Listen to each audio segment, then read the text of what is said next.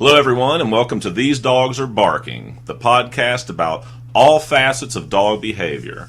This is your host, Bob Theuring, along with our resident dog expert, John Preston Smith, author of 14,000 Dogs Later, the book that tells about John's handling and training of more than 14,000 dogs over the past 48 years. And having been a radio host, I've turned my talents toward working with John on this program. Tonight we will continue to answer questions that have been submitted by you and students of mine over the years. Remember, folks, having a basic understanding of dog behavior makes training much easier when you and your dog are on opposite ends of the leash. But first, here's another of John's stories that continues to challenge our understanding of dog behavior. Let's hear it, John. This is a story that comes from a friend of mine, and it's a true story. Her name is Sarah. She had a 12-year-old German Shepherd mix. The dog's name was Preston. The dog died. Sarah called and asked me if I would bury Preston on my property.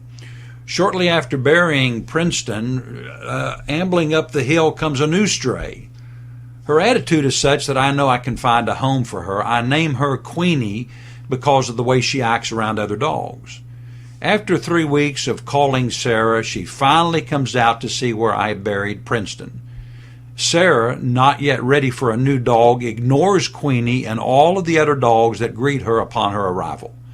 Sarah walks straight to Preston's site, about 100 feet from where I am standing, with about 7 dogs. Shortly thereafter, Queenie slowly walks over to where Sarah stands and lays down on the ground behind her. Again, what are we supposed to take from this type of a story? Okay.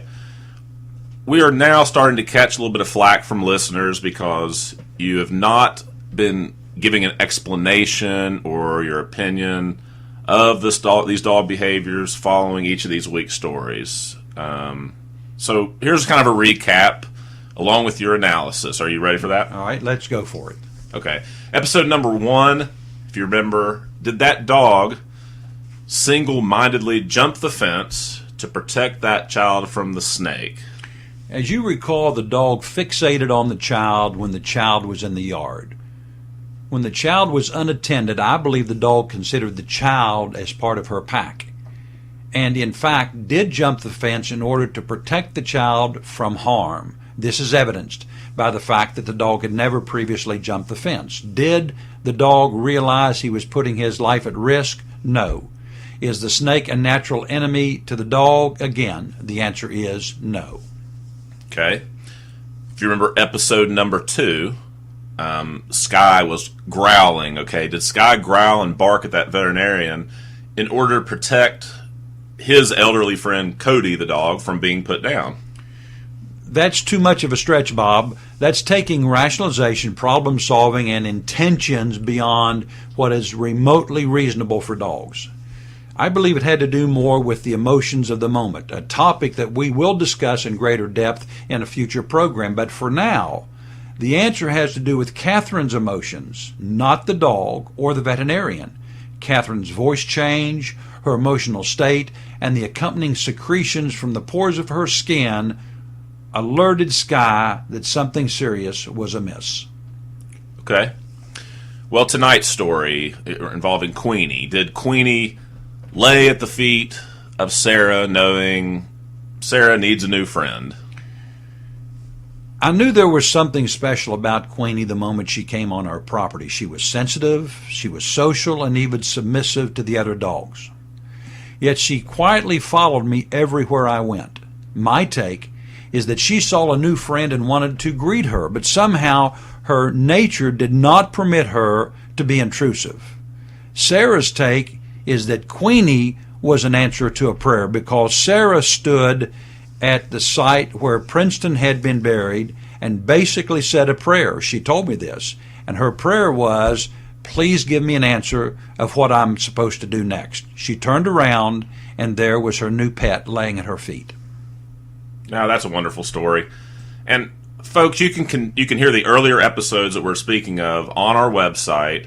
They're listed toward the bottom of the page. And if you're having any problems getting to them, just simply send us an email and we can give you a direct link to any episode that you'd like to hear. And a recap of the email address is thesedogsAreBarking@gmail.com.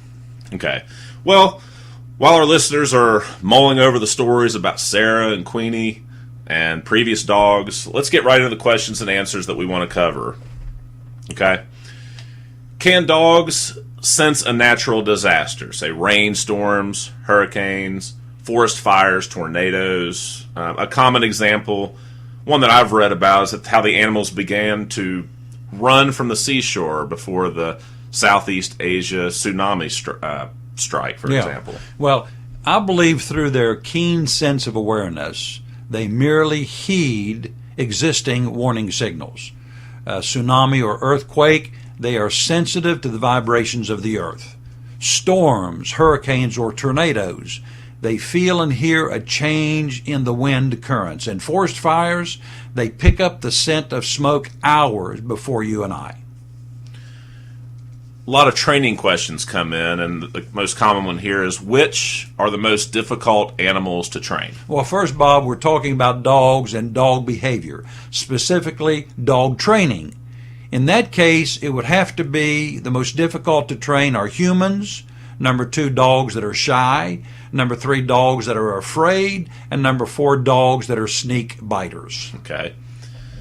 All right. Next question here is, what are some precautions regarding the health of my dog?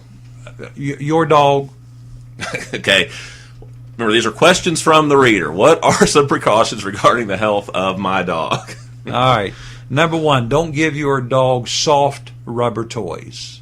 Number 2, rat poison kills more than just rats, and it's a horrible way to die, as is the ingestion of antifreeze left on the driveway. Its sweet aroma draws dogs who will lap it up without knowing the consequences. I realize you have theories about how to poison-proof a dog. What about taste? Do dogs not have any sense of what not to eat? Well, unfortunately, considering that dogs have taste buds all over their tongue, the front, the sides, and the back, I don't think location of the taste buds has much to do with whether dogs can be poison-proofed or not. And you do remember the meaning of coprophagia, right? Yes, I do. Coprophagia, that was the eating of animal dung, if you will. That was question number 1 from last week's episode. How in the world could we forget that? The actual poisoning of the dogs, though, has more to do with the gluttonous way that dogs bolt their food and from people who are either careless or vicious. Okay. Then what's number 3 on our list we're going through, list of precautions here? Well, don't ignore heartworm and Lyme disease prevention. Everybody should have appointments with their veterinarians to make sure they get inoculations for these. Of the almost 53 million dogs in America, many are overweight. How about yours? Sticks and stones may break my bones. Translation, don't throw sticks to exercise your dog. Here's the scenario. You throw a stick, the stick sticks in the ground, your dog scoops it up and rams the stick down his throat. We're talking serious injury here, folks. It's an accident waiting to happen. Instead, throw tennis balls. Have you seen dogs injured due to human mistakes? Well, I would answer this hoping to pique awareness that in many cases our dogs are totally dependent on us, and we must not put them in situations of danger that they can't control. Kids and adults riding bikes with their dogs in tow. Just imagine the myriad disasters that happen to both the biker and the dog in traffic. A choke collar is a piece of training equipment at all times. At all other times, when you're not training your dog should be wearing a leather or web collar. I've seen dogs hanging from a fence, a porch, a deck, and other drop-offs. Many times they will strangle if they are not wearing a leather collar. But in these cases, a choker is a killer. A choker is used for training only. This problem is also exacerbated if the leash, rope, or tether is too short. And the majority of dogs hit by cars are in front of the house where they live, all because owners did not take the time to obedience train and set boundaries. But remember, most dogs that chase cars do so only in front of their master's property. Is that one? Excuse me. Is that one of the common training topics that we'll cover later on? Well, This is such a common, serious problem, and it's so easy to correct. So let's go ahead and answer that one right now. We all know that dogs chase cars. They run the fence line, and they charge the door when the mailman arrives. For one reason and one reason only. In their mind, they are protecting their master's property. Let's set the stage. The dog has not been to obedience training, and boundaries have not been set. Which, by the way, are really the first steps. But what we're trying to do tonight is provide an immediate solution to a serious problem, a Band-Aid, if you will.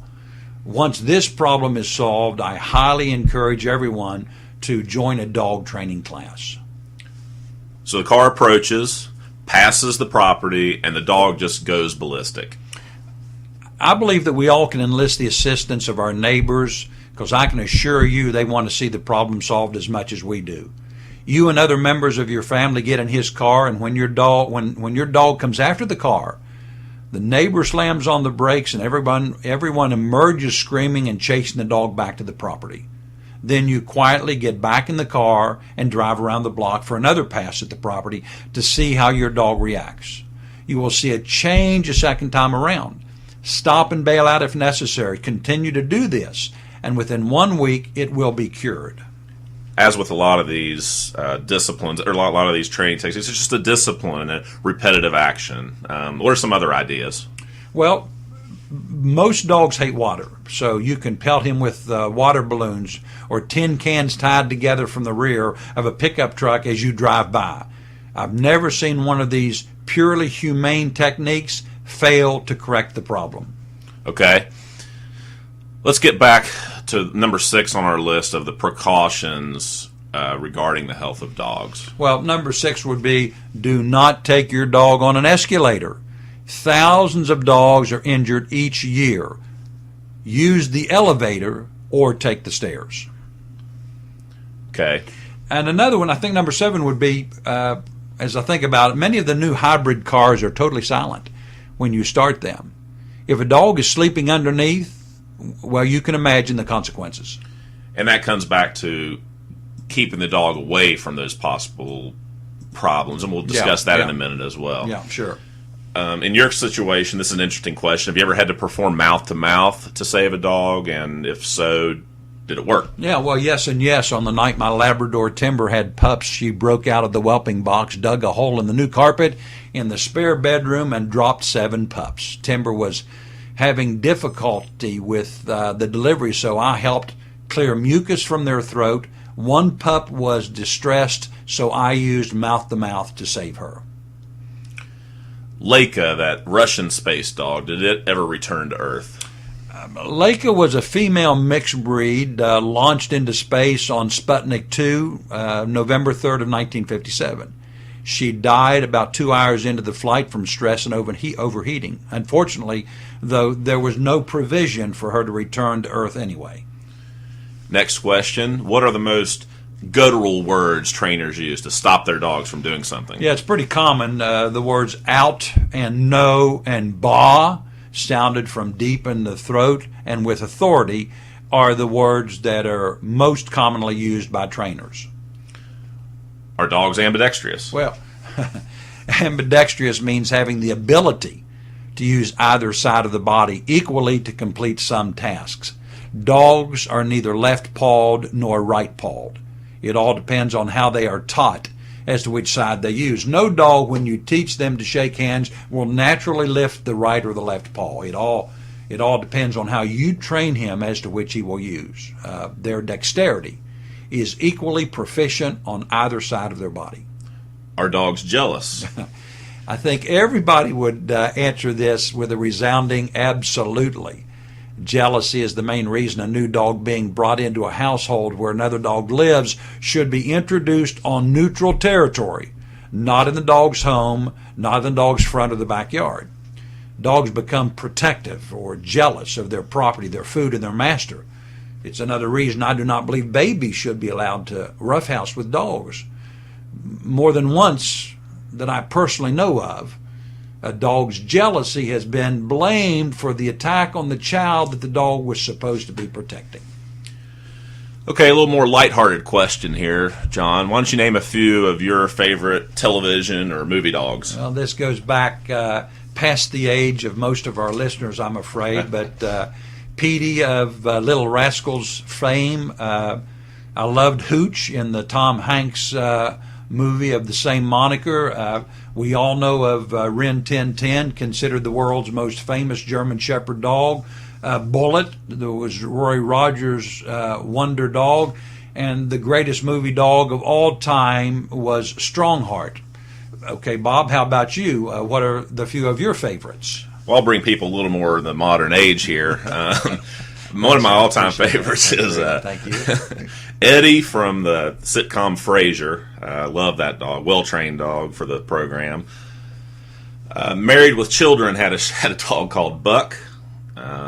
Everybody loved Tiger from the Brady Bunch. And a little personal favorite of mine, Dukes of Hazzard's, the dog for the police officer Roscoe was Flash. And I have to do one for my brother, the greatest pilot/dog, Snoopy. Snoopy was a cartoon character. Realize that. Yes, but he was the best. There's no doubt about it. So, okay, back to the questions here.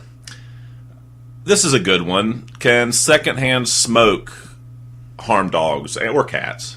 Well, secondhand smoke from both tobacco and marijuana is harmful, especially if your dog has asthma. And ingestion of the butts and ashes from both types of smoking can cause a dangerous intoxication for your dog. Can dogs and humans pass diseases? Well, those diseases are called zoonotic diseases. You can think about the results of dog bites, worms, germs, viruses, and bacteria. The best plan, good hygiene, and talk with your veterinarian if you have a concern. Bad breath. Dogs often have bad breath. Why do dogs have that? Well, because of plaque and tartar and gingivitis and bacteria backup, that shallow ditch between the gums and crowns of each tooth is where a lot of bacteria is stored if the teeth are not kept clean. So periodontal disease, a consequence of gingivitis and tartar backup or buildup, causes gum recession, disease, and very, very foul breath. So the solution is simple. Brush your dog's teeth or have them cleaned by your veterinarian. Okay, what's the meaning of the word extinction? And what I mean with that, what this listener means is, how does it pertain to dogs? Extinction. Yeah, extinction is it's an interesting question. Extinction is a training tool or a method that can solve problems that you have this very moment. It simply means not to subject your dog to a stimulus that is causing a bad behavior. So let's give an example. A lot of folks will say when the mailman drops the mail through the chute, the dog goes crazy, attacks the dog, screams, barks, jumps, and everything. Well, if you extinguish that stimulus, you will get rid of the bad behavior. So at the time the mailman comes, if you put the dog in the basement or the backyard as an example, where the dog does not have that stimulus, it absolutely takes away the bad behavior. And this can be used in a huge number of training situations. Oh, great. That's a good one to close on, John, and it's time for us to make this broadcast become extinct, if you will. Remember, folks, you can get to us with your questions and comments directly at thesedogsarbarking@gmail.com. If you want immediate behavior and training answers, check out John's wonderful book on our website, 14,000 Dogs Later. In closing, this is Bob Theuring and John Preston Smith reminding you that these dogs will be barking at you again next Monday evening. Tune in, give a listen, let us know what you think.